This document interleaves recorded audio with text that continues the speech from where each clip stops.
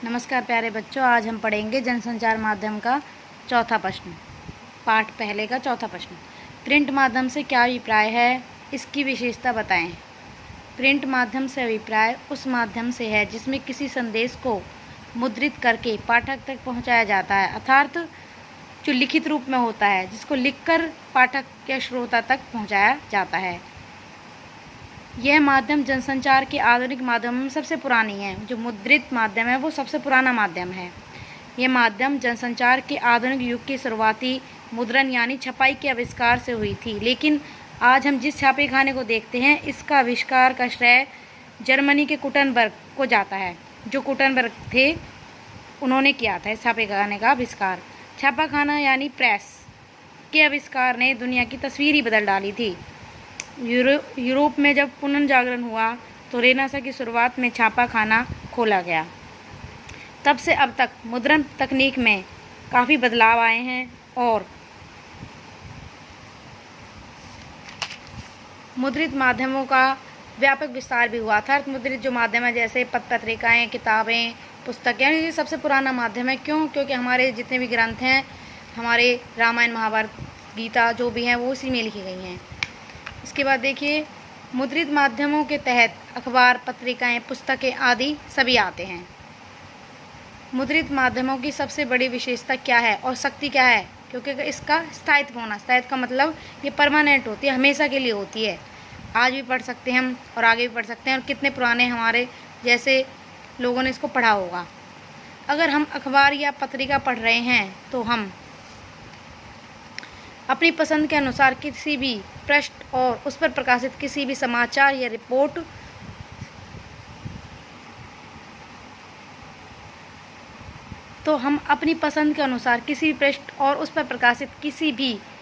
Report से पढ़ने की शुरुआत करते हैं। अर्थात अगर हमारा मन शुरू से ना पढ़ने का मन नहीं है तो हम बीच में भी इसकी शुरुआत कर सकते हैं। यह लिखित भाषा का विस्तार है। यह एक प्रचलित भाषा में लिखना पड़ता है। क्या क्या विशेषता होगी? स्थायित्व होता है इसका, और कहीं से भी कभी भी पढ़ सकते हैं इसको, और ये लिखित भाषा में होता है, और यह प्रचलित भाषा में ही लिखना होता है। अर्थात जैसे जो प्रचलित भाषा है, आजकल इंग्लिश और हिंदी है तो दोनों में लिख सकते हैं हम, लेकिन लिखने में हमें भाषा, व्याकरण, वर्तनी और शब्दों का भी उचित ध्यान रखना चाहिए कि भाषा ऐसी हो जो सामने वाले को समझ में आ जाए। यह चिंतन, विचार विमर्श, विश्लेषण का माध्यम भी होता है। क्यों? लिखित सामग्री पे हम ज़्यादा विचार विमर्श और चिंतन कर सकते हैं, विश्लेषण भी कर सकते हैं, था उसको तोड़ के उसको सोच भी सकते हैं उसके बारे में। जो साक्षर हो वो ही पढ़ सकता है। इसकी कमी है कि अनपढ़ व्यक्ति इसको नहीं पढ़ सकते, और जिसने औपचारिक शिक्षा के जरिए एक विशेष स्तर की योग्यता हासिल की है, यह उसी के लिए ज़्यादा उपयोगी होता है। ये इसकी सीमाएं हैं। विशेषता हो गई और इसकी सीमाएं हो गई। अब अगला प्रश्न देखिए, 5वां। प्रिंट माध्यमों की सीमाएं बताएं, विस्तार से बतानी। वो तो हमने छोटे उसमें बताई थी, विस्तार से हैं। इन्हें लिखते समय हमें क्या क्या बातें ध्यान में रखनी चाहिए?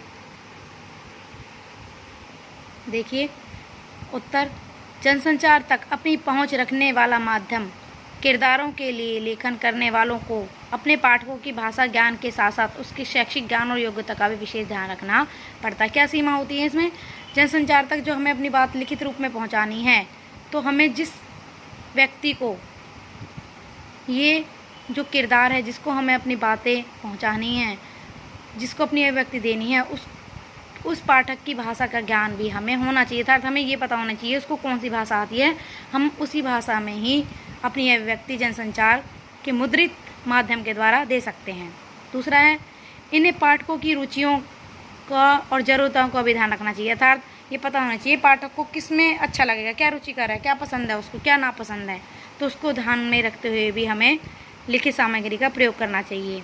रेडियो, टेलीविज़न या इंटरनेट की तरह तुरंत घटी घटनाओं को संचालित नहीं कर सकता। इसमें कमी क्या है कि तुरंत जो घटनाएं घटेंगी वो साथ के साथ नहीं पहुंचाई जा सकती। जैसे इंटरनेट और टीवी पर हम तुरंत ही पहुंचा सकते हैं, ये इसकी कमी है। यह एक निश्चित अवधि पर ही प्रकाशित होता है। जैसे कोई 24 घंटे में अखबार, समाचार पत्र आते हैं, कोई साप्ताहिक होता है, कोई मासिक होता है, तो ये सब चीज़ें इसकी कमियां हैं। इसके बाद है, जैसे अखबार 24 घंटे में एक बार या साप्ताहिक पत्रिका सप्ताह में एक बार प्रकाशित होती है। अखबार या पत्रिका में समाचार या रिपोर्ट को प्रकाशित करने के लिए स्वीकार करने की एक निश्चित समय सीमा होती है था, उसे डेडलाइन कहते हैं। अर्थात 24 घंटे में एक समाचार पत्र जरूर प्रकाशित होगा, ये उसको डेडलाइन कही जाती है, उसकी अंतिम सीमा। प्रिंट माध्यम लेखन के लिए निम्नलिखित बातें ध्यान में रखनी चाहिए। सबसे पहले है लेखन में भाषा, मतलब ऐसी भाषा का प्रयोग हो जो शुद्ध हो, अच्छी और सामने वाले को समझ में आए। व्याकरण, व्याकरण दृष्टि से भी सही होना चाहिए, ये नहीं है कि हम व्याकरण दृष्टि से उसको गलत प्रयोग करें। वर्तनी और भाषा शैली की सरलता, हमें वर्तनी और भाषा शैली को भी ध्यान में रखकर उसका प्रयोग करना चाहिए। ये थोड़ी हमारे जो प्रश्न हैं आपको अच्छे से करने हैं। अब इसके देखिए, देखो गृह कार्य क्या है आपका।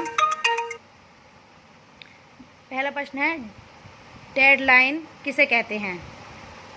दूसरा प्रश्न है प्रिंट माध्यम लेखन के लिए किन किन बातों को ध्यान में रखना पड़ता है। तीसरा प्रश्न है छापे गाने का श्रेय किसको जाता है। चौथा प्रश्न है छापे गाने का प्रयोग यूरोप में किस समय किया गया। और पांचवा प्रश्न है मुद्रित माध्यम की कोई विशेषताएं बताएं। आपको ये सारे प्रश्न विस्तार से भी याद करने हैं और जो छोटे छोटे मैंने प्रश्न बना के दिए इनको भी अच्छे से याद करना और कॉपी में ज़रूर लिखना है।